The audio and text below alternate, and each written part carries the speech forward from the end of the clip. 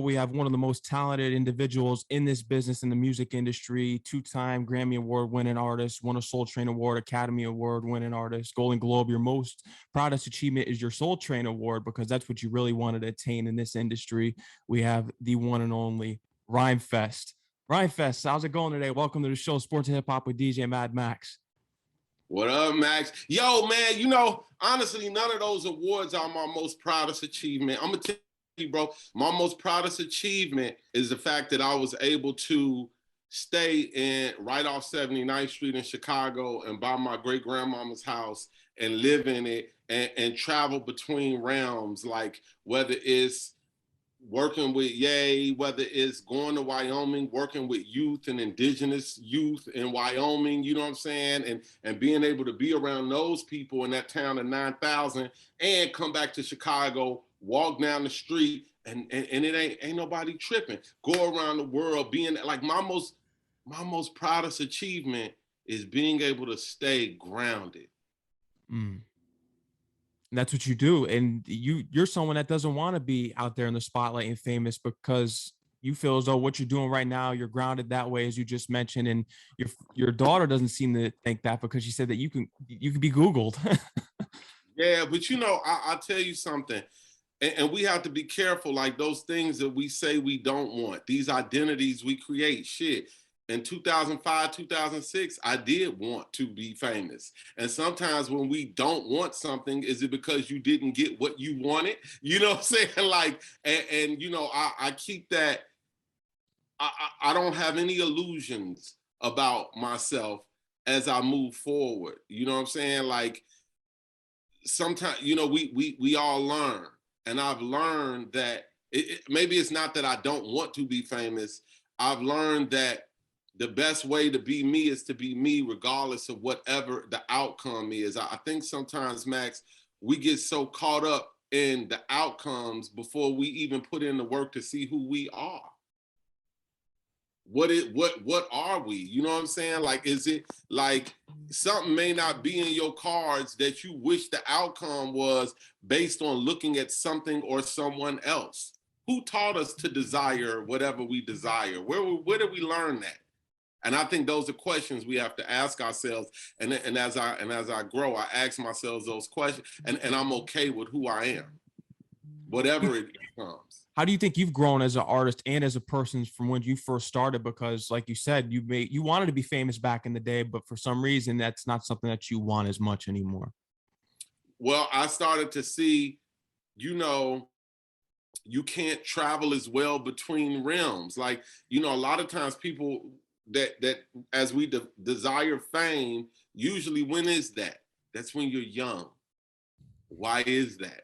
It's because you're inexperienced. Like, you know what I'm saying? So you know, and why is that? It's because you don't feel validated. Validation, affirmation is your love language, and fame is the way to satisfy it. You know what I'm saying? Like, it's the way to be spoken to. And so, you know, as I've grown in experience, I've learned that all of it is fleeting. It's all gonna come and go. It's a passing moment. You know what I mean? So whatever you really want, make it lasting. That's right. 100%. Blue Collar, one of the top albums out there for sure, especially from Chicago. We will reflect on that album. Fever, Newish, More, Devil's Pie. I like how you flip D'Angelo's Devil's Pie. Hey, watch this. I'm gonna give you a real moment. Hold on, watch this. This is my baby mama. Hold on. Hey, what's up? I'm on an interview. What's going on? Oh, okay. I'll text you because your daughter. Hi, how are you? Welcome to the show. Welcome to the show. I ask her what kind of father I am. Tell the truth, Evan. He's a good father. He's a good father. I'm not surprised. He's a good man. All right, bye. I'll holler at you. Love y'all. All right, go ahead. Blue Collar, man. We were getting into Blue Collar. That's a top album from Chicago, and you're really doing your thing with that. It was reflecting on the songs Newish, Fever. We know the songs Devil's Pie. I like how you flipped D'Angelo back in the day. That was nice. Word. You know, the spirit of that is what you just saw. Is family. And it's like, how do we out of our daily grind. You know, I'm ahead of my time, but I'm behind on my rent. You know what I'm saying? Like, still try to like keep up your manhood, or what we were taught as masculinity, which is provision, protection. You know what I'm saying? But what we never added to that was love. You know what I'm saying? So we able to provide, we able to protect, but sometimes we lose it all because of a lack of love. In my father's house, that was an important thing that you established with your father, a documentary that was released everywhere a few years ago. I remember watching that back in the day, but that's one of your proudest achievement, was getting to meet your father, buying his house, and getting him initiated back into the family and getting your family orientated. That was your biggest achievement and goal. Well, that was also, you're right. And it was also like, what we did within my father's house was I was breaking a curse. You know what I'm saying? Like, a lot of our families are cursed because of generations of trauma. And usually, you know what I found, Max? The black sheep in the family is really the chosen one. You know, the one who nobody believes in, who does things a little bit different than everybody else. The person in the family that everybody say, oh, you think you better than us, or you crazy. Like, that's the person who was chosen by the universe to break the curse of the generational trauma of any family. You know what I'm saying? So like, with what I did within my father's house, when I purchased my great-grandparents' house that my father grew up in, I did it because I thought I was striking back at the father that was never there for me.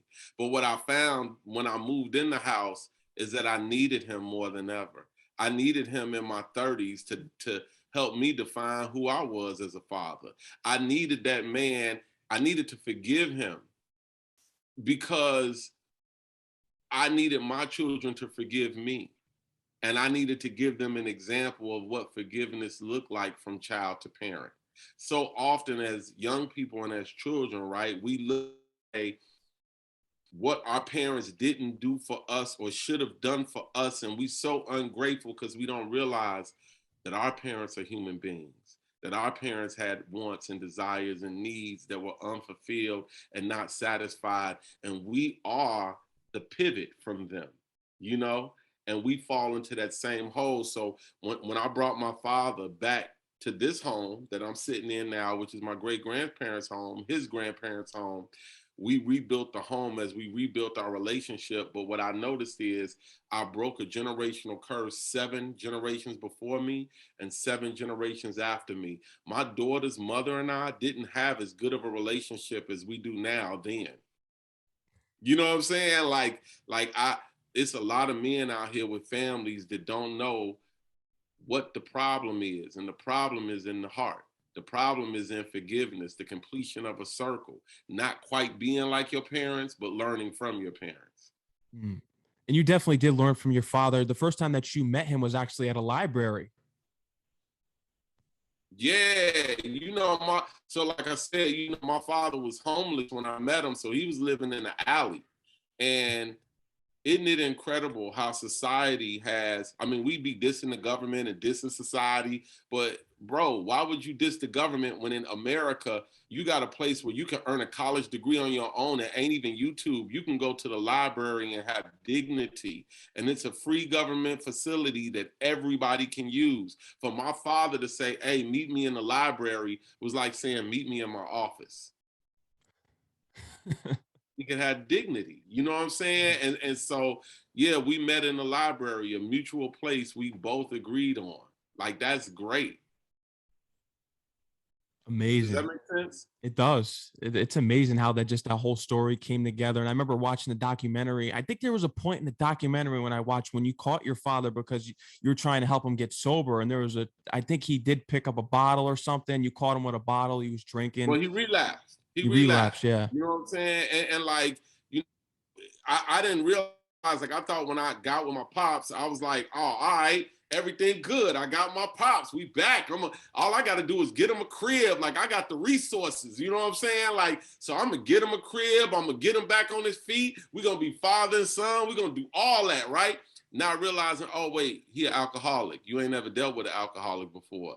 Wait, he might have mental problems from 35 years of homeless. You know what I'm saying? Homelessness. He might have mental health issues. Not realizing, like, you don't know this man. By DNA, yeah, but you don't know this man. And you all got to get to know each other. And so, and then not even realizing, man, we all fall. We all fall. And he fell. He relapsed. And I was so hurt. I was so hurt because of all the work I put in. I felt betrayed again. And in the film, I said, all right, first time you left me, second time I'm leaving you. Let's go. You know what I'm saying? Like, and then I realized love got to be stronger than throwing each other away. We always throw each other away. When one person don't do what the other person wants, I realize, wait, you're being controlling, bro. Like, you just stripped him out of all his homies in the street. You just stripped him from a way of life. You just put him in an apartment by himself and thought he was just gonna live like you live. Come on, man, you being unrealistic. Of course he gonna fall. Of course he gonna sit in that apartment and drink away. Well, he don't have his friends. He don't have, like, you changed this whole thing. You know, it's just like people I know, they go from being extremely poor to being extremely rich overnight because of hip hop. You know what I'm saying? They isolated now in that material wealth. You know what I mean? And yeah, of course they're gonna do drugs. Of course they're gonna wild out. Of course they're gonna, because when they go back to the neighborhood, they might not even be accepted because you're not like us no more. Like, that's what I did to my father. And so he relapsed, and I realized I have to love him the way he is, and I have to introduce him to what new family looks like. Was there anything that you learned? Obviously, there were some things you learned from your father's situation, but what were some things that you really took away that educated you on the things that people go through in society, whether it's homelessness and people being, going through sobriety?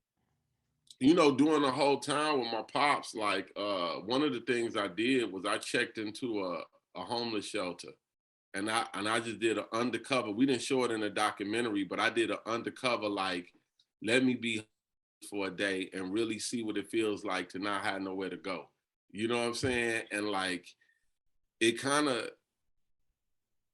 changed my life. You know what I mean? Just that day changed my life. Like, number one, a lot of these homeless shelters are like Christian missionaries. So when you get in, the first thing they do is say, hey, the reason you're in this situation is because you don't believe in the power of Christ. And somewhere along the line, you've lost Christ.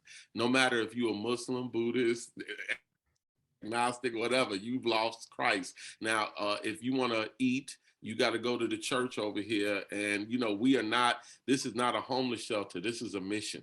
Like, and they let you know, you know what I'm saying? And I didn't like being bribed with God to have a place to sleep. And you follow anything that's the truth, whether it's Christianity, Islam, Judaism, anything. You follow anything that, as long as it follows the truth. Bro, I see the common truth in all things that are true. You know what I'm saying? Like, and the common truth is what God is. You know what I mean? Nobody can tell me God doesn't have warriors who are Jewish, Muslim, Christian, everywhere. You know what I mean? God places warriors everywhere because God is everything. I believe in the God of Spinoza. You ever heard of that? No, I haven't. That's the God Einstein believed in, the God of Spinoza. The God of Spinoza is the one that said, when you die, God is not going to ask you, did you do this or do that? God's going to ask you, did you enjoy it? How did you like life?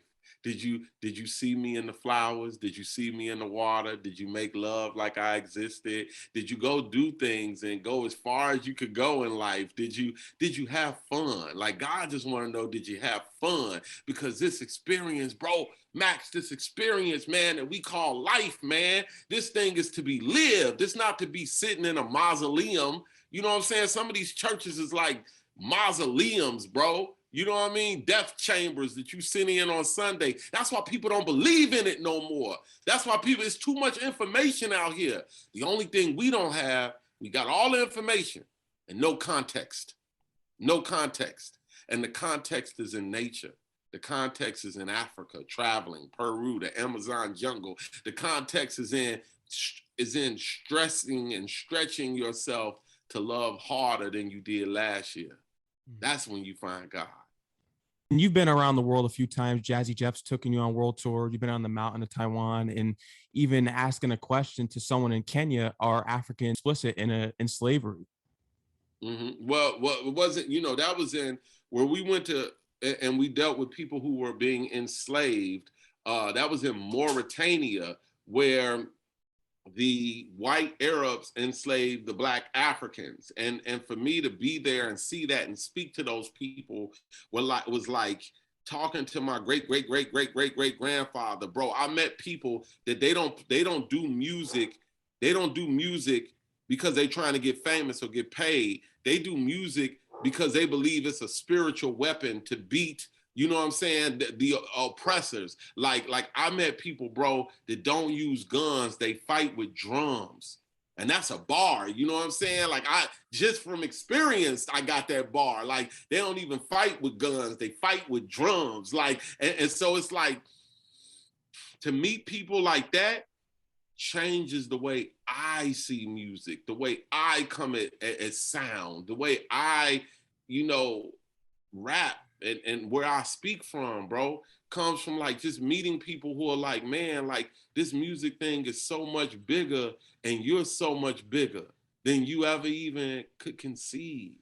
Like I got bars, bro, I'll be like, they told me brothers gon' work it out. Man, I ruined a lot of friendships thinking because we from the same block, we got the same vision. They called me brother and I thought he meant it until he stole from me. But now I put family over kinship. If all you want is money, you wasn't shit to begin with. I'd rather pay you off than watch you spend it. See, I'ma put brotherhood over business, family over fame, death before my dishonor, and legacy on my name. Order over disorder, my word is the holy water. I sprinkle them with these verses and wash away all the pain. Man, black man, yes, you can. They say the King Christ died and rised again. I went off to the Ivory Coast and caught me some land. You got that jewelry from the ops, but why is you playing? If you don't like the way you treat it, then why is you stand? If you don't like the way you treat it, then why don't you stand? Damn. So it's like just rapping about like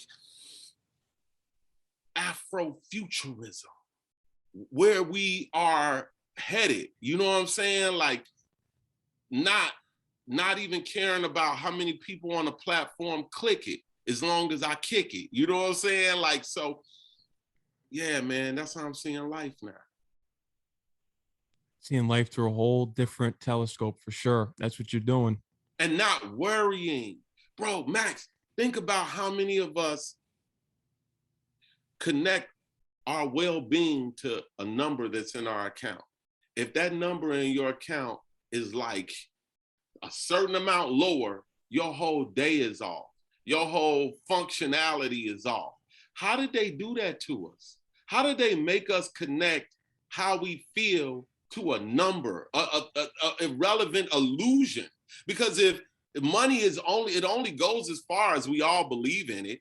Like, that's what they're doing with cryptocurrency, right? They're trying to get everybody to believe in it so that it is a true value. You know what I'm saying? So like, I refuse to let that happen to me, bro. No more. You know what I'm saying? I've already been poor and I've surpassed it because I stopped being afraid of poverty.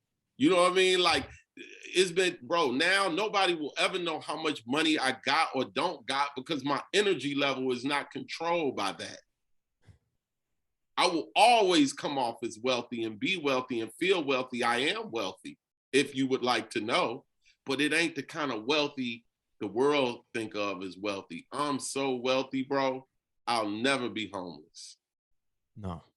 And you're always learning something new each day, and you always preach in your interviews and just in your music all together and just all through your life experiences, and even growing up in Chicago and getting into politics and getting involved with running for the 24 in Chicago. And you ran against a cop, and I'm surprised that you didn't win because cops are kind of blasphemous. Hey, let me ask you a question, bro. How are you feeling? I'm feeling pretty good. What's going on with you, Max? Just keep doing my interviews, conducting my shows, and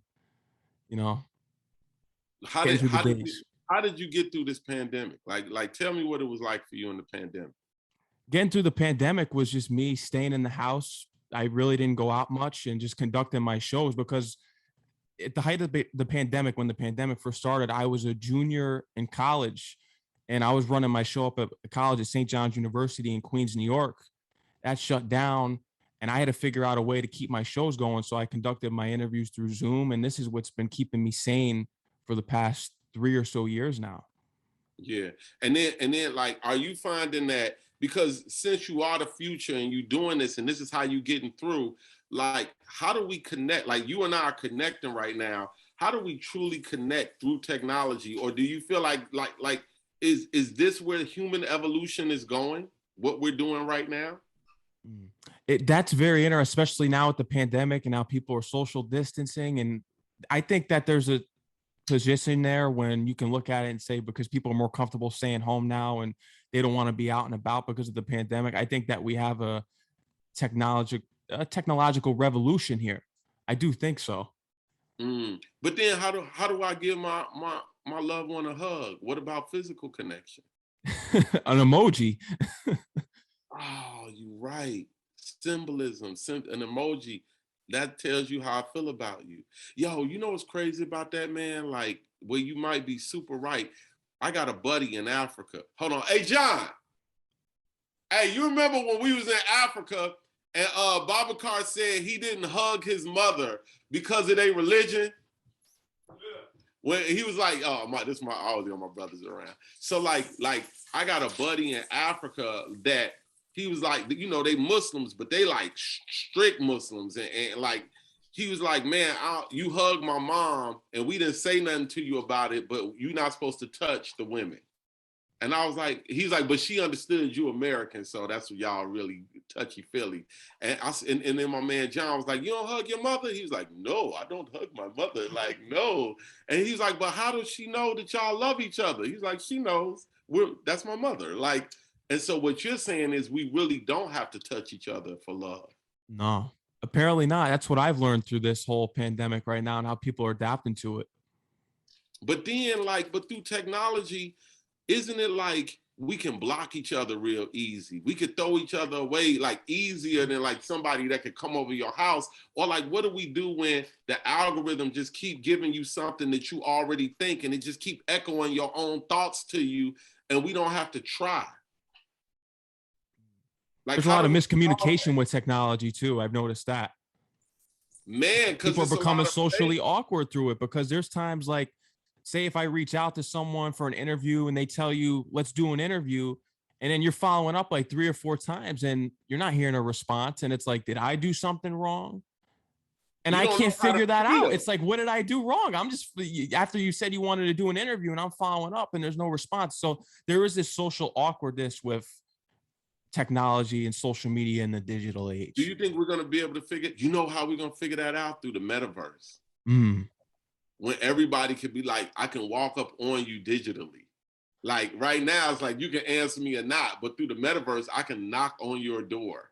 Like I could come to your house. Like, bro, I sat in your house with you and you said, you know what I'm saying? Like, even though I was in my house, I sat in your house. You know what I mean? Like, so I think that they're working on how to make it more interactive. And that may be the evolution of humans. I think you're right. That's crazy, bro. And see, I believe my generation, though, you know, I'm Generation X. What do you like, Z or millennial? Z. I love Z, bro. Like millennials are like the children of the crack babies from the 80s, like, but Z is coming to pick it all up and make it better again. Like, so, but like my Generation X, I believe we're the last in between analog and digital. Like we're the last bridge from the past to the future. You know what I'm saying? Z is the future. So it's crazy. I hope so with the music. I mean, I've heard you say before, you're learning every day about these new guys that are out right now, like Lil Uzi Vert. But back in the day, your introduction to hip hop was Will Smith. You say that he's one of the greatest storytellers of all time. Your introduction was Parents Just Don't Understand. Yeah, and that's true, right? And I could talk to you all day about that.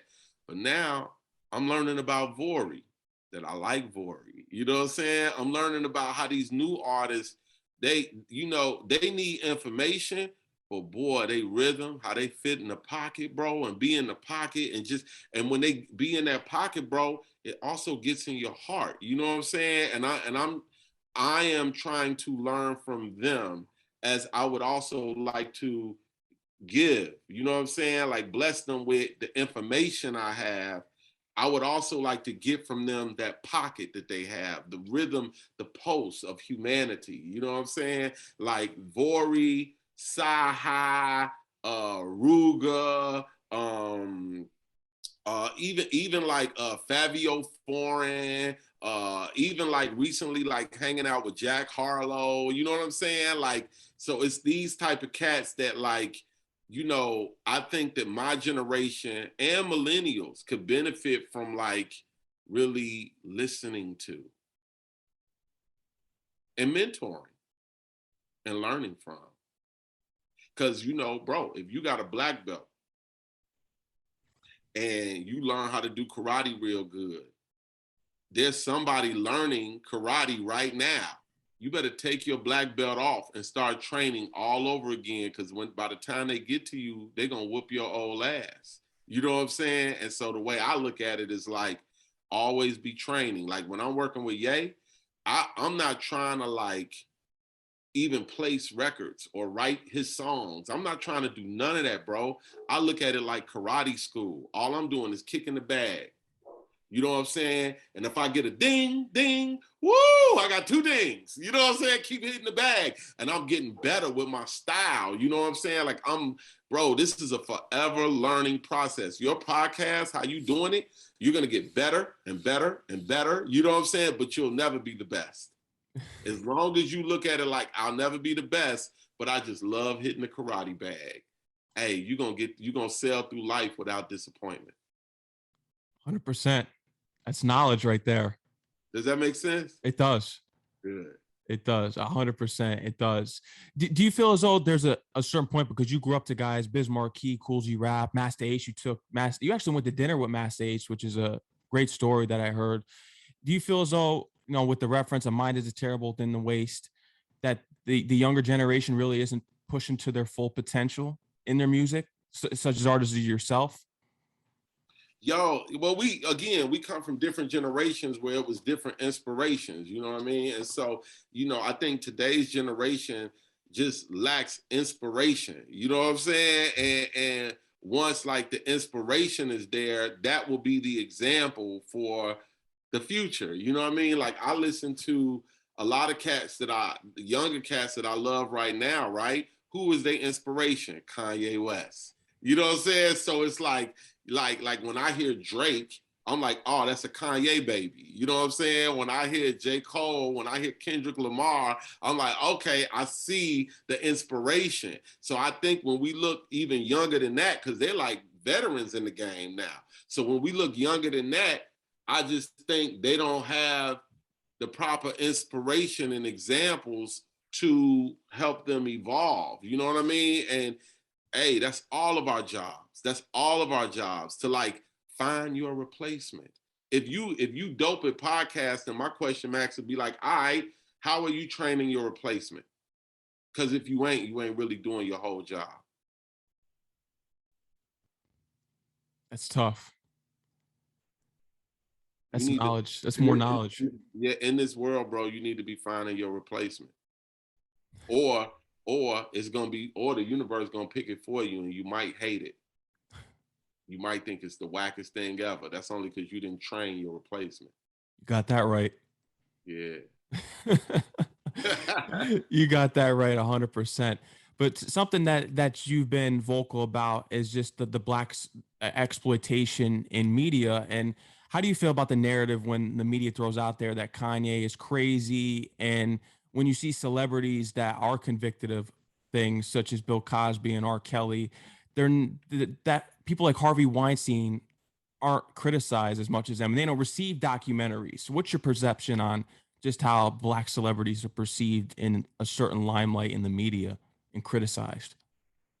You know, man, like I don't want to be judgy on nobody, but just don't stop raping. Like, don't rape.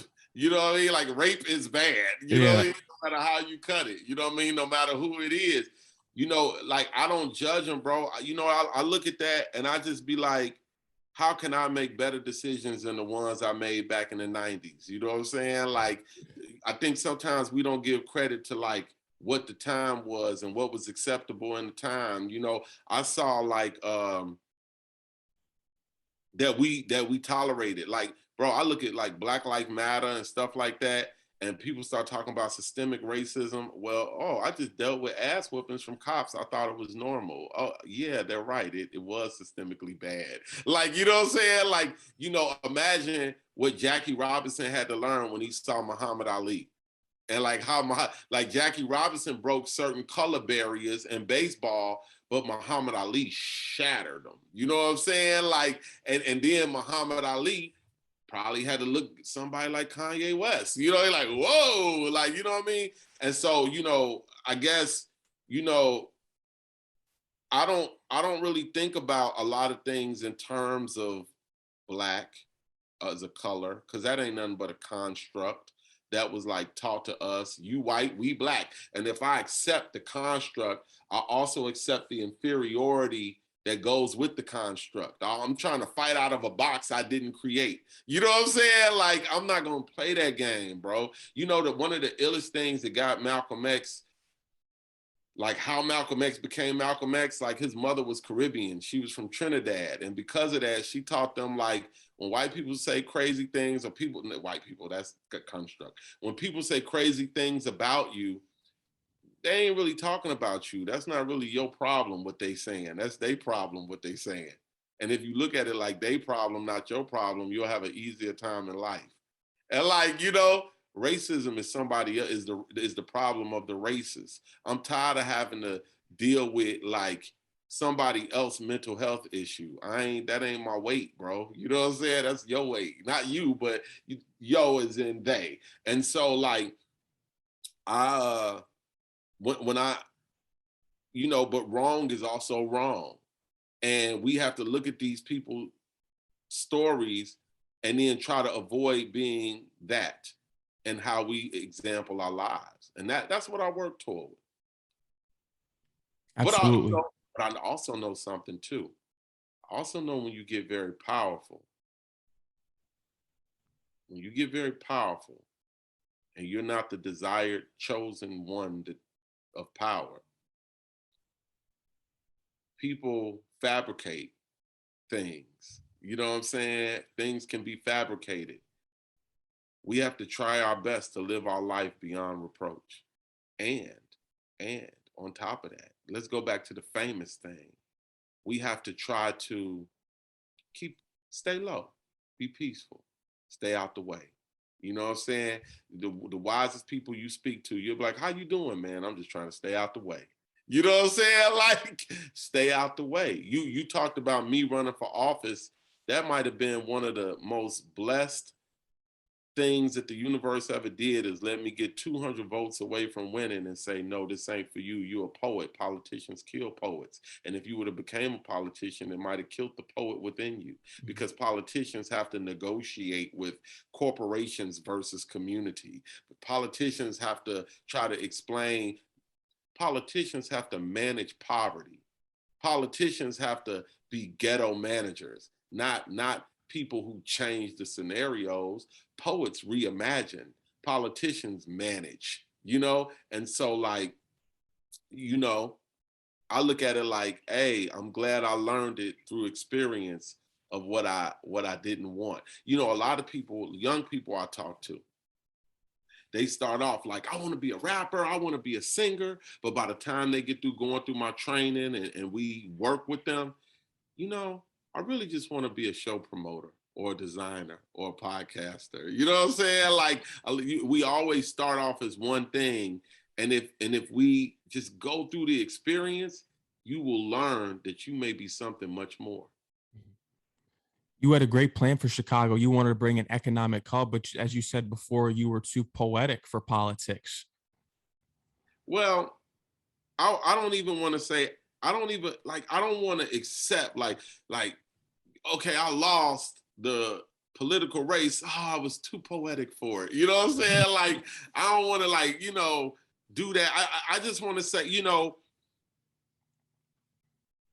to enact whatever your imagination can think of, you don't have to be one thing. I can still do that. I can still have influence. In fact, I might be able to have more influence now in the position that I'm in than if I was a politician who all eyes on you. You know what I'm saying? Like, so we find different ways to do, and if you really want to do it, there's not one entrance to the door. Like, there are multiple entrances and windows. Absolutely. Does that make sense? It does make sense. Yeah, I just, you know, I never want to be like, you know, oh, that didn't work because I'm too good for it, or I was too this, you know. I want to be like, I'm still working on those things, but I've even expanded my view to not just be one community, bro. I was thinking small. Right now, I'm thinking internationally, what should we be doing?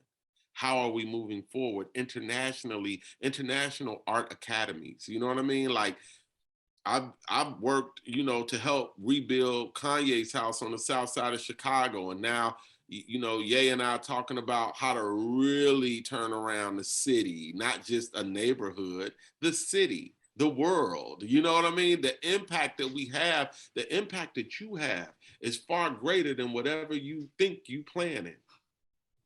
And you'll learn. You're right. You're absolutely right. And, you know, just getting into everything else that you have going here. And, you know, you have a long history here of working with Kanye West. Did you had the opportunity to see the Genius documentary? No, I can't really look at it. So I haven't looked at it. You know what I mean? Like, right now for me, like, it was kind of the first clip I saw was bad for my mental health. You know what I'm saying? Like, so that first clip where it was like me and Rhymefest, I mean, I'm looking at myself at 15 years old, 30 years ago, you know what I'm saying, or whatever time that was.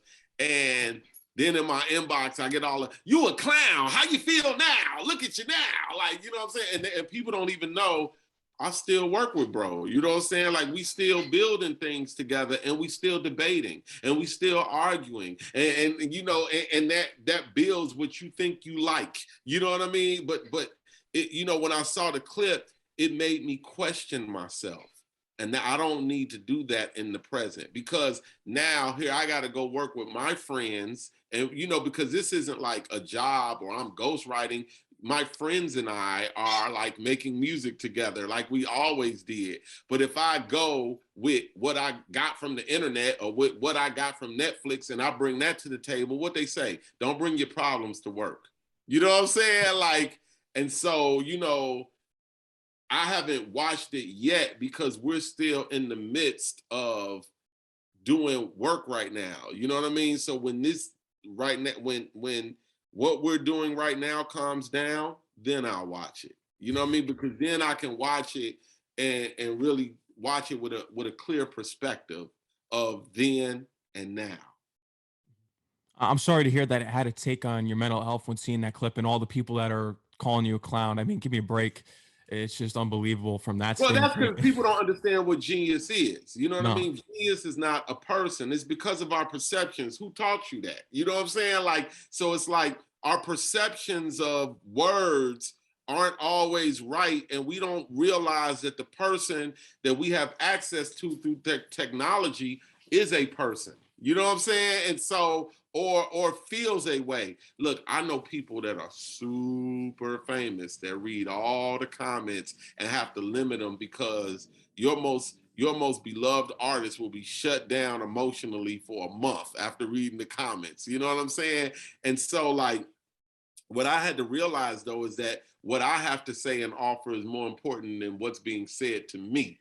And like, you will get caught up in that. And you arguing with a 12-year-old. Bro, you arguing with a Russian robot. Like, you know what I'm saying? You let a Russian robot make you feel like, you know, get you stuck. So, you know, don't feel sorry for me. Like, bro, I'm super blessed. I got all types of comics and costumes in the back. Like, you know what I mean? I'm gonna be cool, right? So, like, but you know, what I've learned, I can only give you what I've learned.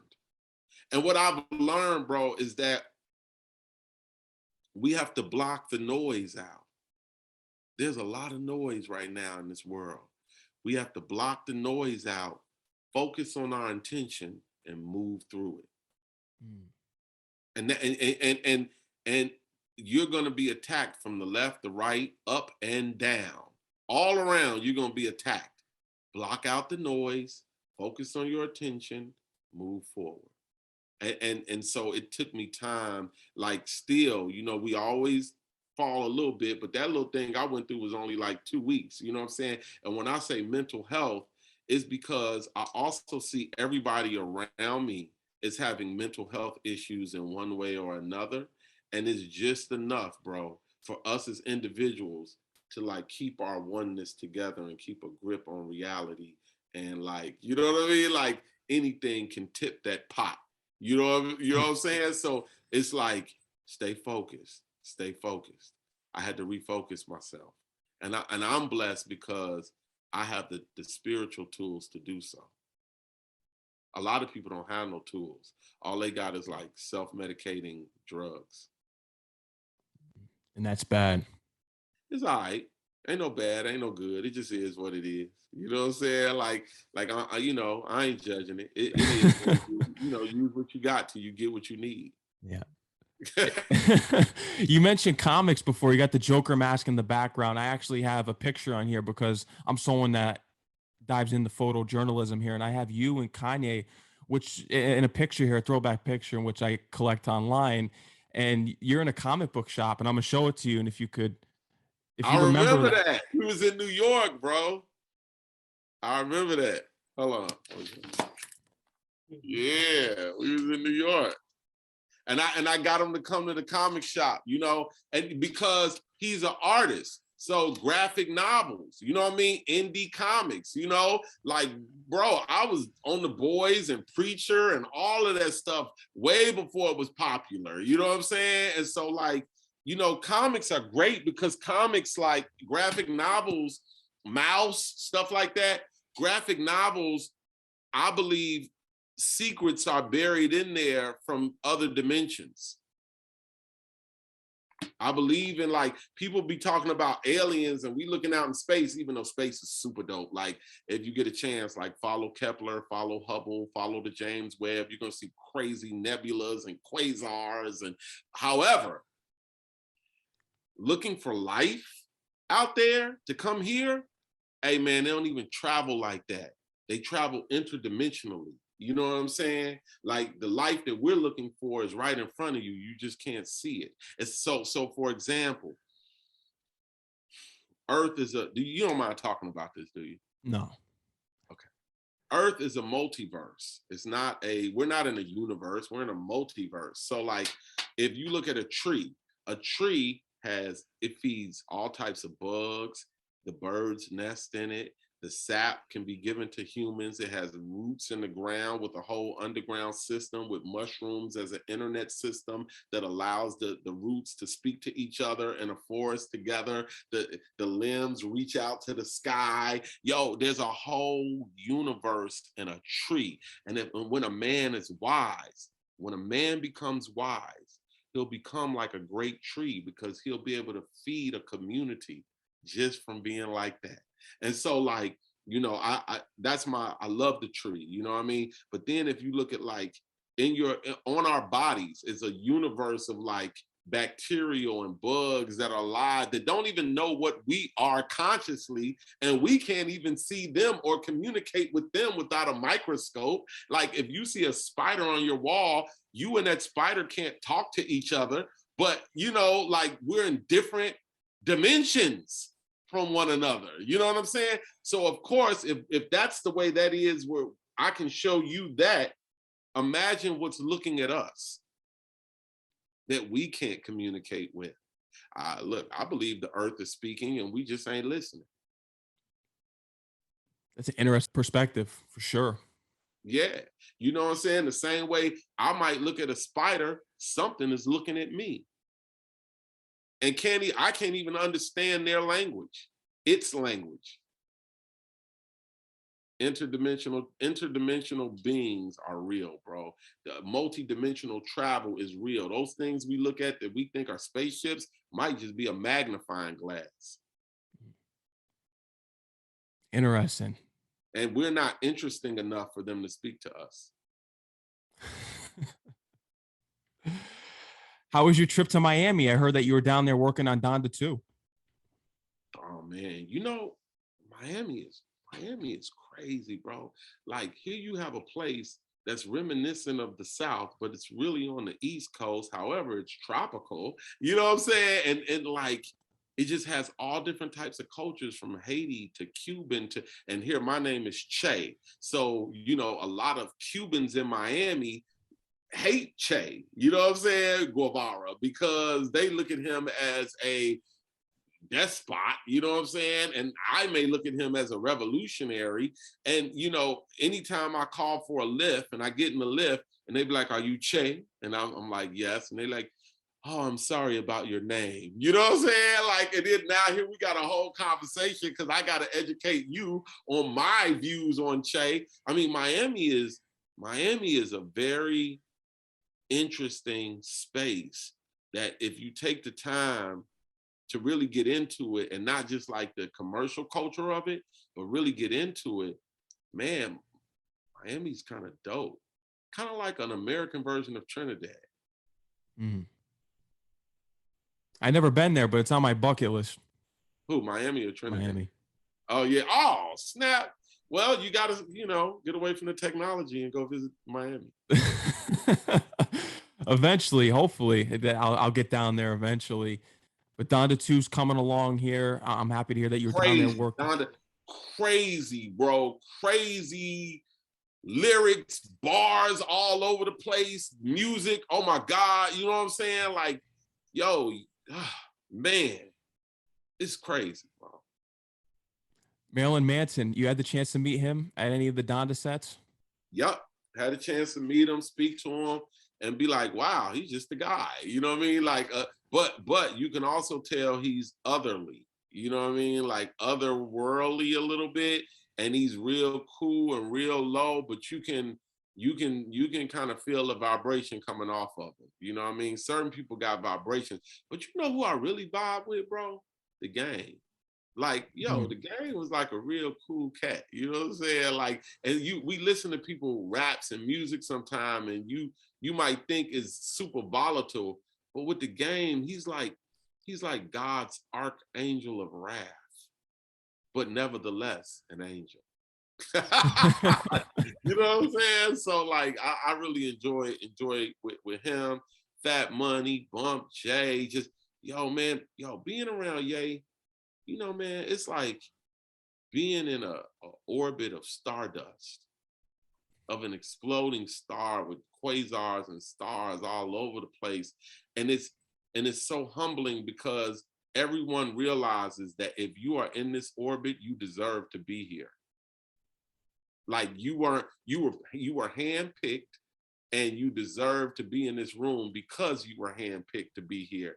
And it comes with a certain automatic respect for one another. And wow, I've never known a person that could bring that together like my brother. And to be able to see him from scratch. Like I saw the biscuits before they were biscuits, bro. I saw it go from like I saw it being grown as a seed into a piece of wheat that was made into dough that was baked into a buttery biscuit. Like, you know, I don't mean to call Kanye a buttery biscuit, but like, you know, I'm just saying, like, I was able to like ride through that process, and I also feel like a part of the recipe, it's a feeling of, oh, we are all a part of history. We are all like, not just me, you too, because you and I are here now. Like we're making history at all times, and I pray anybody that's watching this interview also sees their role in history. It's real. And really your role in history is just whatever you get up and do today. However you value yourself today. Do you value your role in history? Because if you don't, you probably lay in bed all day because you don't think you matter. But if you believe that like you make history every day, you'll get up and do something that's worth it. 100%. 100%, man. I actually have another Kanye West picture here that I wanted to show you, which is another throwback. It's with you. Hey, send me that other picture too. You gotta text it to me, bro. I forgot. I don't even know what that picture is no more. I got you here. Do you remember where that picture was? Where that was taken? It was at Kanye's birthday party at the Gucci store long ago. And I was wearing my blue collar shirt and everybody else was dressed up. And I was like, I'm a little underdressed for this. But Kanye still put his arm around me and said, come here. Great. It's amazing too when but now Kanye dresses like that. You're right. And it's amazing just hearing about the stories the years ago when there was some disputes there. Hey, I can hear you, bro. You messing up my whole interview with your conversation. Why you ain't just go upstairs? Damn. All right, go ahead, bro. I remember hearing about the stories years ago, and you had to have a sit down with Kim Kardashian because she felt as though that you were trying to hurt him, and it was something with money. But you had to sit down and get to know her and tell her who you were and that you really cared about Kanye, and you had to tell it like it was. You felt as though that Kanye was turning his back on his village, and then you guys came to an understanding, and you actually brought Kanye back to Chicago. He came back. And now look, I mean, you know, I was working on rebuilding the house and I really needed his help, you know what I'm saying? And I didn't understand what was going on in his world and he didn't understand what was going on in mine. And we were only crossing paths to make music together. And sometimes we get so caught up in that portion. I was like, bro, you know, you say we friends, you don't even know where I live. You ain't never even been to my house. And he said, you right. And the next day he pulled up to my house. I was like, oh, wait, I wasn't ready. It's not clean. Wait a minute. Like, you know what I'm saying? Like, and like you with SUVs on 79th Street, right? And now I see the house and all the advertisements. I see the whole, like, you know what I'm saying? And I'm like, oh, you know, miscommunication, man, and misunderstandings can create like turmoil. It could create dysfunction, you know? And it was like, I wish I would have handled it and went about it differently than I did. And then when people's families that love them, that are with them every day, don't know you and your heart and your intentions, and then they strike out, you know what I mean? I get it. That's his wife. Of course she's going to strike out on behalf of her husband, not understanding who I am to her husband, and me not understanding what her husband is even going through right now, you know, and him not understanding what I'm going through right now, you know what I mean? Like in the community where everybody like, oh, you fixing up Kanye's house? I thought you knew him. He won't pay for it? What's wrong with you? You know what I mean? Like, so it's like, we had to, sometimes you have to come to understand it. But you know what else I found? I learned from that? What was that? It's okay to fall out with people. It's okay to argue. Just don't get stuck in the energy of that tension, of that argument. Release it, man. Like, you know, like sometimes you have to intentionally fall out with somebody in order to get to a better place. And it's okay. You met Kanye because of the battle rap scene in which you were battle rapping in Chicago. Do you recall the first time that you met Kanye?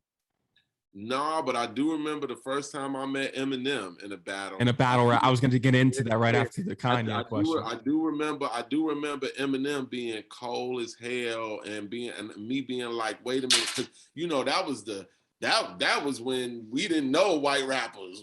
So, you know, I had to get the first one that was the most vicious, you know, like, you know, and like, I do remember like seeing all of these people who are so great now start from seeds, you know what I'm saying? And like testing our swords against one another. I mean, it was like Shaolin sword fighting, you know what I mean? With words, bro, that cut deep.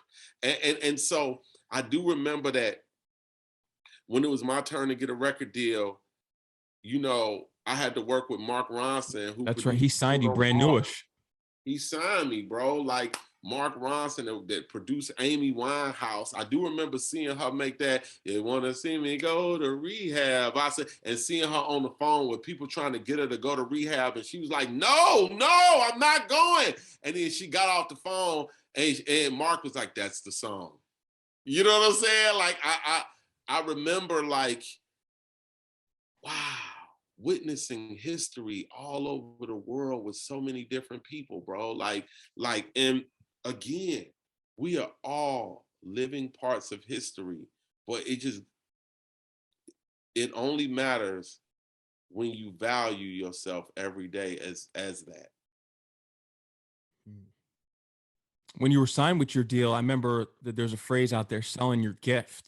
People were telling you specifically that this white guy told you when you're in the studio, you have to make music for. No, that wasn't term. a white guy. That wasn't a white guy. That was a black guy. That was a black guy. Okay, so made it all the more worse. Yeah. When he was like, "Hey man, you ain't making nigga shit," and I'm like, "What's nigga shit?" You know, it's got to be a little more ignorant. You know what I mean? Hey, that hip hop shit dead, bro. Woo woo. But let me tell you a story about that guy. The other day, that guy who treated me like a peon at the record label and told me hip hop was dead and told me I had to make more nigga shit and it wasn't ignorant enough to get on the radio. That guy called me about 3 days ago and he sounded like a recovering chemo patient. Well, that's given that I don't want to insult chemo patients, but he sounded like crazy because the same label and system fired him. When they fired all the black executives from those record labels, I haven't yet watched the Netflix documentary, but I'm sure they have in there how me and Ye was going from label to label, and they be watching the stock market on TV like, yeah, we be performing our hearts out. We be playing Jesus Walks. We be playing like all this stuff, and we be performing our hearts out, and they be like, next, all right, your time's up. Why would you even invite me to audition if you're not gonna pay attention? You know what I mean? And all the people got fired. You know what I'm saying? When they was like, all right, now we want to just sign Baby's whole company or Master P's whole label, you know what I mean? And we don't need these black executives no more. And now what are they doing? You know what I'm saying? Like trying to figure out where they role in life is after they shitted on people. And that's why I learned not to shit on people. You know what I mean? That's why I learned like to give everyone respect, even if you don't feel it, you know what I mean? Give them a word of what you think constructive, what you think they can do to reapproach it. You know what I'm saying? So like, yeah, man, that same guy, man, he whack now, super whack. Calling me like, hey, can you just get me in the room? Or just tell such and such I said, what's up? Or man, what's up? You want to come on my show and blah, blah, blah. Yeah, all right, bro. It's good hearing from you. You know what I'm saying? Like, it's good to know that as the circle closes, you never know what anybody is going to be. So treat everybody with respect. Valid points right there.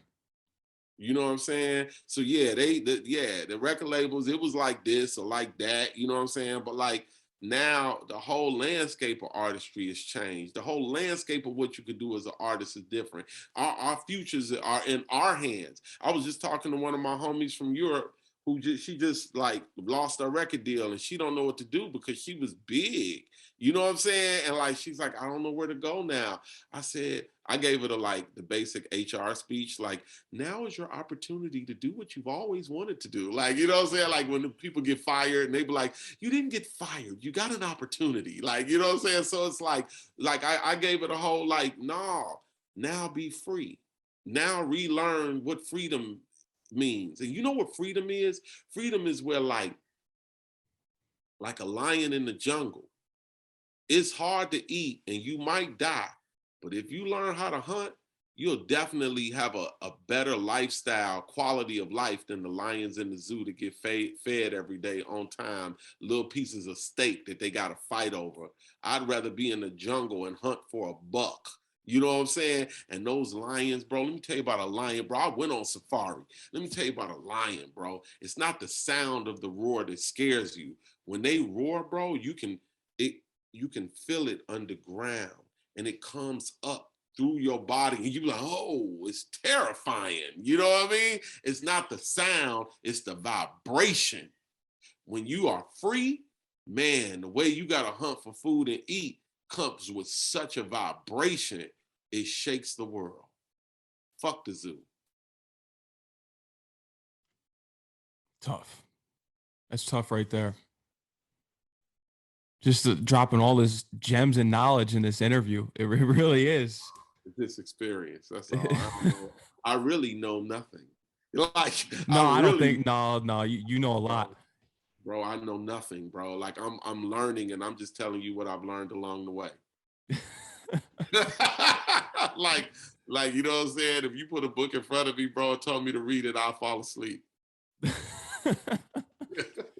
With watching the Genius documentary, when I watched and everyone around the world watched it, we saw Kanye go through his struggles. What were the struggles that you had to go through in proving yourself in this industry? What were the obstacles that you faced in proving yourself as a songwriter and as an artist? What were your obstacles, if you want to speak on that? My obstacles were like getting over myself, learning to be quiet in the room, and gather so much information from silence that by the time you speak, you're speaking from a position of understanding. My biggest struggles had to do with me like not dealing with women that were like sucking my energy and sucking my resources when I really needed to. I could have did better had I focused on my craft and not focused on all the pussy I was getting because of my craft. They never liked me. I made it. I thought they liked me because they said they liked me, but they didn't like me. They liked the opportunity they saw. You know what I'm saying? Like, you know, which is okay. I mean, you know what I'm saying? A woman's supposed to want a man that could provide and protect, and you know what I mean? But you have to be solidified in that. And sometimes on our way up, we think that because we have a upward trajectory that we are there. And I did not stay focused on my upward trajectory. I started getting distracted by everything that was around me or everything that was being attracted to me because of that trajectory. Stay on your trajectory. Like, keep your intention and move forward. You know what I'm saying? Like, some of my biggest obstacles, I mean, all my biggest obstacles had to deal with me. You know what I mean? Like my own self-sabotage. Fonte got a line where he say, my greatest teachers were masters of self-sabotage. You know what I'm saying? Like, that was me, bro. And like, health, workout, practice silence, learn to take correction without being defensive. Can you be corrected without defending yourself? Without being like, wait, but what I was trying to do was shut the fuck up. I don't care what you was trying to do. Listen to what I'm saying to you and correct it. Even if a person is correcting you and they're wrong, why would you defend it if they're wrong? Even if they're correcting you and they're right, why would you defend it if they're right? You know what I'm saying? Like, take correction, be quiet, move forward. That was my biggest obstacle, my ego. Do you think the term ghostwriter is kind of a derogatory term for songwriters? Yes, because I'm alive and I'm not a ghostwriter. I'm a live writer and I don't write nobody raps. I just rap with my friends and we bounce back and forth. And I've never claimed to be a ghostwriter. I've never been like, I'm your ghostwriter's favorite ghostwriter. Like, I'm not that guy, you know what I'm saying? And I've never written raps for strangers, you know what I'm saying? Like, me and Common sit in the room and we went back and forth, you know what I'm saying? Glory. Kanye, we sit in the room, we go back and forth, you know what I mean? Kanye's a dope rapper, you know what I mean? Like, and you can hear that he's a natural dope rapper, you know what I mean? I would be lame to even try to make that claim. Like, so that would be a shame, nigga. I would be lame to try to claim me and my man, the rapping was, that was right. So anyway, like, but like, you know, I just feel like, you know, everybody wants to put their opinion on what something get. Yo, you know what's crazy, Max? If Jesus walked in the church on Sunday, everybody would try to tell him what the truth was. They'd be like, I read the Bible. No, Lord, this is what happened. Your life is blah, blah, blah, blah, blah. You know what I'm saying? What you are is this. And Jesus would be like, bro, y'all got it all wrong. All y'all, he'd be like, y'all don't got it all wrong. Y'all like a third right, but really kind of wrong. Like, you know what I mean? And so like, that's how I feel. I feel like everybody tried to tell me what the gospel is, and I wrote it. I'm not a ghostwriter, bro. I'm not. I just make music with my friends. Do you think songwriters get their credit and just due and recognition in this industry? Do you think they're finally getting recognized as much as the hard work that they put in?